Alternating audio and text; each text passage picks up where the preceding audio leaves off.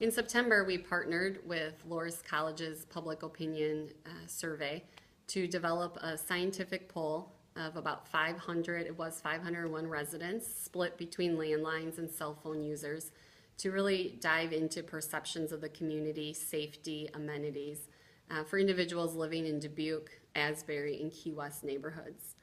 Some of the broad takeaways from the survey were that about 73% of those surveyed believe that the community is on the right track.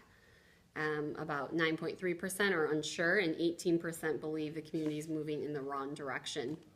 When we dig into that a little further, overwhelmingly, 83% of individuals surveyed feel Dubuque is a good place to live. 82.5% believe Dubuque is a good place to raise a family. 75% believe it's a good place to work, and 62% believe it's safe. When we dig into safety, what we find is that 94% of individuals surveyed feel safe in their neighborhood. Where we see some of those perceptions of safety change is when people are asked to rate the safety of other parts of the community. And what particular parts of the community pose some issues or concerns when it comes to safety? Sure. Individuals who live in, identify themselves as living downtown versus the north end, the west end, or another part of the community, rated their neighborhood as less safe than the other neighborhoods. And people not living in that neighborhood also rated the downtown area as less safe than other parts of the community. Great.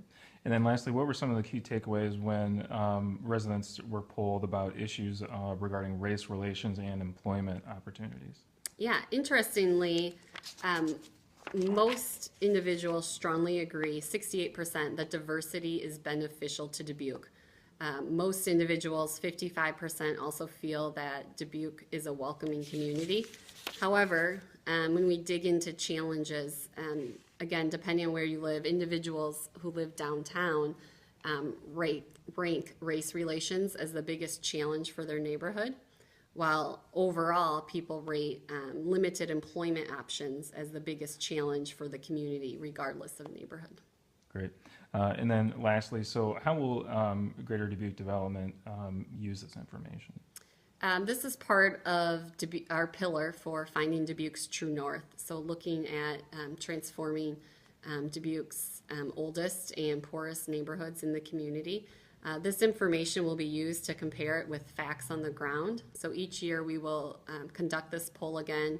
We will collect new data on the ground to look at how perceptions are changing as the data is changing, and designing programs to address both the facts and the perceptions within the community.